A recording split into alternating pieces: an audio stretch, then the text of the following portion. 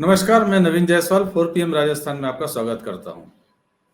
राजस्थान में जैसे-जैसे चुनाव का वक्त नज़दीक आता जा रहा है, चुनाव की घोषणा और उसके बाद आचार संहिता लगने का वक्त पास आते जा रहा है। दांव पर दांव चलने तेज हो गए हैं दोनों पार्टियों की तरफ से। वोटरों को लुभाने का कोई भी मौका कोई भी पार्टी चूकना नहीं चाहती है। प्रधानमंत्री नरेंद्र मोदी भाजपा के लिए काम दिल्ली में बैठकर कर रहे हैं। वो वहां बैठकर फैसला लेते हैं और फिर राजस्थान की सभा में आकर उसकी घोषणा करते हैं और उसके आधार पर वोट मांगते हैं। जैसे उन्होंने महिला आरक्षण पर किया, जैसे उन्होंने रसोई गैस सिलेंडर उज्ज्वला योजना में 600 रुपए का करने पर किया। ठीक वही काम कांग्रेस के लिए राजस्थान में मुख्यमंत्री अशोक गहलोत कर रहे हैं। वे भी उसी तरह दांव पर दांव चल रहे हैं, घोषणाएं कर रहे हैं, तोहफे बांट रहे हैं। गहलोत पहले ही कह चुके हैं कि आप मांगते मांगते थक जाओगे, पर मैं देते देते नहीं थकूंगा। और चुनाव की दौड़ ऐसी है कि कई बार गहलोत मांगने से पहले ही दे देते हैं, जैसे जिले की घोषणा या कुछ दूसरी घोषणाएं। इसी क्रम में उन्होंने अब एक ऐसा दांव चला है जो भाजपा के दूसरे वारों की धार को कम कर सकता है और राजस्थान में सत्ता फिर पाने के भाजपा के मंसूबों पर पानी फेर सकता है। क्या है वो दांव, पहले देखते हैं ये वीडियो।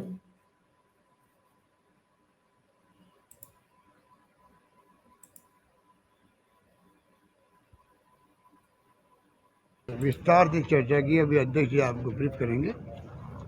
मुख्य फैसला बहुत इम्पोर्टेंट किया गया है कि जो राहुल गांधी जी ने कहा था रायपुर के अधिवेशन के अंदर, कांग्रेस अधिवेशन के अंदर जातिगत जनगणना की प्रस्ताव पास हुआ। वो हमारे अहम बात है कि हमारे महाधिवेशन कांग्रेस का, अखिल भारतीय कांग्रेस कमेटी महाधिवेशन, उसके अंदर जो प्रस्ताव पास हुआ उसके आधार पर हमने तय किया है राजस्थान सरकार भी बिहार की तरह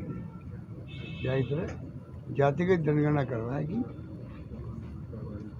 और उसके बाद में राहुल गांधी जी बार बार कह रहे हैं जितनी जिसकी जो जनसंख्या है उसकी भागीदारी उतनी होनी चाहिए। इस कंसेप्ट को आगे बढ़ाएंगे।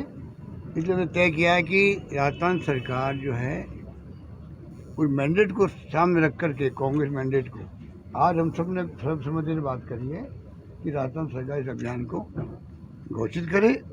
हमारी जो मंशा है पार्टी की वो सामने लाए। तो मैं आपको कहना चाहूँगा, हमने फैसला कर लिया है, सरकार इसका आदेश जारी करेगी कि जनसंख्या जाति वाइज बिहार के पैटर्न पर, क्योंकि इसमें संविधान की कई बात आती है, सुप्रीम कोर्ट।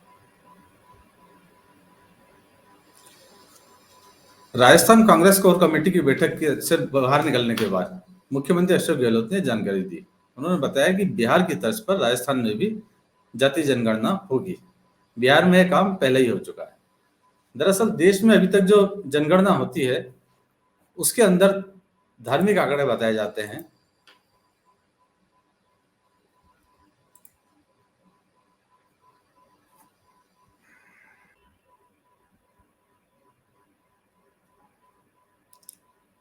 राजस्थान कांग्रेस की कोर कमेटी की बैठक से बाहर निकलने के बाद मुख्यमंत्री अशोक गहलोत ने यह जानकारी दी। गहलोत ने बताया कि बिहार की तर्ज पर अब राजस्थान में गहलोत सरकार भी जाति जनगणना कराएगी। दरअसल अभी तक देश में जो जनगणना होती है उसमें धार्मिक आंकड़े होते हैं। उसमें हिंदू कितने हैं, मुस्लिम कितने हैं, सिख, ईसाई, जैन, बुद्ध कितने हैं, यह बताया जाता है। इन आंकड़ों के अंदर यह बताया जाता है कि एससी की कितने हैं और एसटी कितने हैं। मतलब ये इस तरह की तमाम जानकारियां तो होती है, मगर जो सबसे जरूरी जानकारी होती है जिसके आधार पर देश की राजनीति चल रही है, राजनीतिक पार्टियां भी जिनके आधार पर टिकट बांटती है और दावेदार भी यदि पार्टी से टिकट मांगते हैं तो वो यही कहकर मांगते हैं कि अमुक सीट पर मेरी जाति के इतने वोटर हैं, इसलिए मुझे टिकट दिया जाए। तो यही जानकारी जनगणना में नहीं होती है। अभी तक जो देश के पास जाति के आंकड़े हैं वो अंग्रेजों के जमाने के हैं।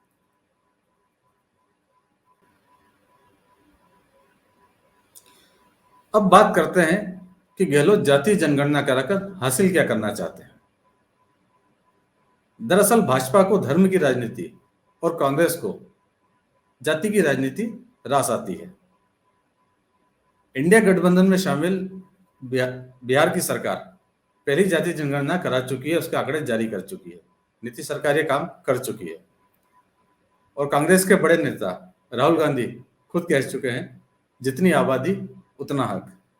तो कांग्रेस को भी ये लाइन लेनी ही थी, लेकिन फिर भी कांग्रेस की जो दूसरे राज्यों में सरकार है, जैसे हिमाचल में, छत्तीसगढ़ में, कर्नाटक में है, वहां की किसी सरकार ने, किसी मुख्यमंत्री ने जातीय जनगणना की पहल नहीं की। ये पहल अशोक गहलोत सरकार ने की है। दरअसल उसका कारण यह है कि राजस्थान में जिस तरह से बीजेपी अब धर्म का दांव खेल रही है, आपको ध्यान होगा जयपुर में जो घटना हुई थी, एक रोडवेज की घटना, उसके बाद एक बड़ा सर्व समाज के नाम से एक आंदोलन किया गया जिसमें यह कहा गया था कि दूसरे पक्ष ने उपद्रव किया सड़कों पर, उसको लेकर जयपुर की सुरक्षा की जाए, जयपुर को बचाया जाए। मगर उस धरने के अंदर बीजेपी के लगभग सारे बड़े नेता मौजूद थे। उसमें पूर्व मंत्री भी थे, उसमें सांसद भी थे, उसमें पूर्व अध्यक्ष भी थे, उसमें विधायक भी थे। बीजेपी ने उस मौके को कहीं ना कहीं बनाने की कोशिश की। दूसरी बात, प्रधानमंत्री नरेंद्र मोदी जब भी राजस्थान आए हैं तो उन्होंने भी इस तरह के माहौल को खींचने की कोशिश की है। उदयपुर के कन्हैया हत्याकांड की उन्होंने जिक्र किया।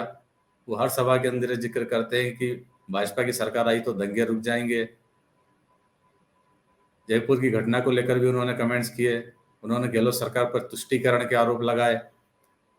तो बीजेपी कहीं ना कहीं चुनाव को उस पिच पर ले जाने की कोशिश कर रही है।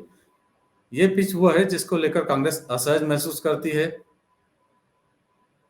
एक दिन पहले आपको ध्यान होगा पीएफआई के नाम पर भी बीजेपी ने कांग्रेस को घेरने की कोशिश की, आरोप लगाया कि पीएफआई जो प्रतिबंधित संगठन है उससे अशोक गहलोत गलबैयां कर रहे हैं, उनकी सरकार गलबैयां कर रही है। हालांकि वो दांव उल्टा पड़ गया था बीजेपी पर, मगर बीजेपी इस तरह से कहीं भी अल्पसंख्यकों की राजनीति तुष्टीकरण के नाम पर गहलोत सरकार को घेरने की कोशिश कर रही थी और उसी का जवाब मुख्यमंत्री अशोक गहलोत लेकर आए हैं, जाति की राजनीति, जाति गणना की राजनीति।